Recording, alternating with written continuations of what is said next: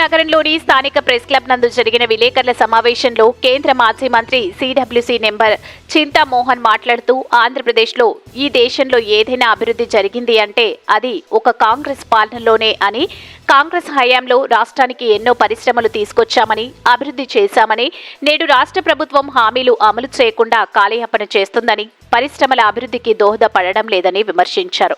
ఈ సందర్భంగా ఆయన తనదైన శైలిలో కేంద్ర రాష్ట్ర ప్రభుత్వాలపై ఘాటు విమర్శలు చేశారు. ఈ కార్యక్రమంలో కాంగ్రెస్ కార్యకర్తలు, నాయకులు పాల్గొన్నారు. మూడు విషయాలు ముఖ్యంగా ప్రస్తావించేదాని కొరగా నెల్లూరు ప్రెస్ క్లబ్ రావడం జరిగింది.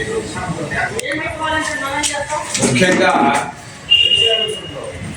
అంటరానితనం, దళిత విభజన, రెండవది నెల్లూరు జిల్లాలో ఒకప్పుడు అభివృద్ధి, ఈ రోజు ఉన్నటువంటి అభివృద్ధి, మూడవది బ్యాంకులు, నిరుద్యోగం. అంటరానితనం అనేది చాలా మందికి తెలియకపోవచ్చు. అంటరానితనం అంటే ఏంది? గత 5,000 సంవత్సరాలుగా ఈ రోజు ఉన్నటువంటి ఎస్సీలను తాకేవాళ్ళు కాదు.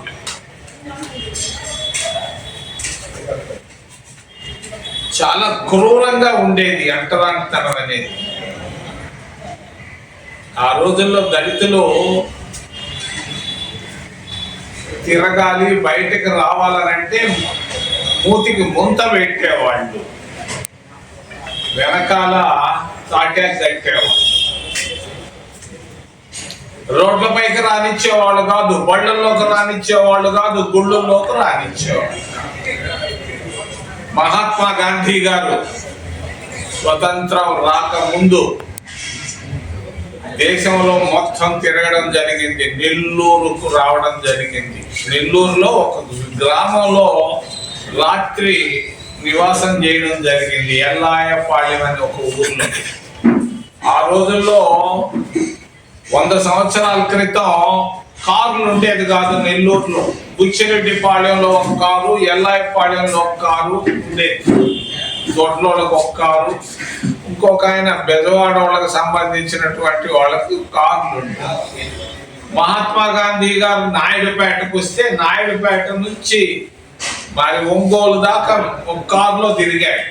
రాత్రి ఒక గ్రామంలో ఉంటే మరి పొద్దున్నే వాళ్ళ గ్రామానికి వెళ్ళాడు. ఒక హరిజన వాడకి వెళ్ళి ఆ రోజు పాలు తాగాడు ఒక హరిజన వాడలో. అది ఆ రోజుల్లో ఉన్నట్టు చాలా గొప్పగా చెప్పుకున్నారు. ఆ రోజుల్లో అంటరానితనాన్ని మహాత్మా గాంధీ గారు ఏ విధంగా బయటకు తీసుకొచ్చారు, దాన్ని ఏ విధంగా నిర్మూలించారు అనేది. మహాత్మా గాంధీ గారు ఎక్కడికి వెళ్ళినా కూడా పుచ్చలపల్లి సుందరయ్య వాళ్ళ ఊరికి వెళ్ళాయంట. ఆ రోజుల్లో సుందరయ్య గారు పుస్తకంలో రాశారు. 5 నిమిషాలు మాట్లాడారు. మహాత్మా గాంధీ కొరకు ఒక రోజంతా 24 గంటలు మేము ఆలస్యంగా వస్తే మేమందరం చూసాము. ఆయన 2 విషయాల గురించి మాట్లాడాడు. ఒకటి అంటరానితనం, రెండోది స్వతంత్రం దేశానికి.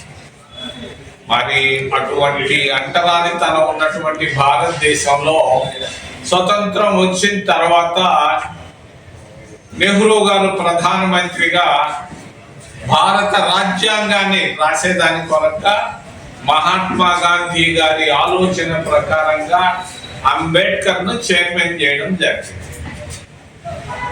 అంబేద్కర్ గారు రాజ్యాంగాన్ని రాసేటప్పుడు 2 సార్లు అలిగాడు. సమానత్వం, వాక్ స్వాతంత్రం, మరి పత్రికా స్వేచ్ఛ, ఇటువంటి విషయాలలో ఎస్సీలకు రిజర్వేషన్లు, ఎస్టీలకు రిజర్వేషన్ల విషయంలో అక్కడ ఉన్నటువంటి దాదాపు 150 మంది సభ్యులు ఒప్పుకోలేదు. అంబేద్కర్ని బాగా ఇబ్బంది పెట్టారు. అంబేద్కర్ గారు ఇష్టం లేకుండా జాబు రాశాడు. నాకు వద్దు ఈ పదవి, ఈ చైర్మన్ పదవిని రాసి అంబేద్కర్ గారి భార్య ద్వారా జవహర్లాల్ నెహ్రూ గారికి జాబ్ పంపించడం జరిగింది. నెహ్రూ గారు ఆ జాబును చూసి ప్రధానమంత్రిగా జాబును చించేసి ఈ ఆలోచన మహాత్మా గాంధీ గారి ఆలోచన అంబేద్కర్ ని చైర్మన్ చేయడం అనేది.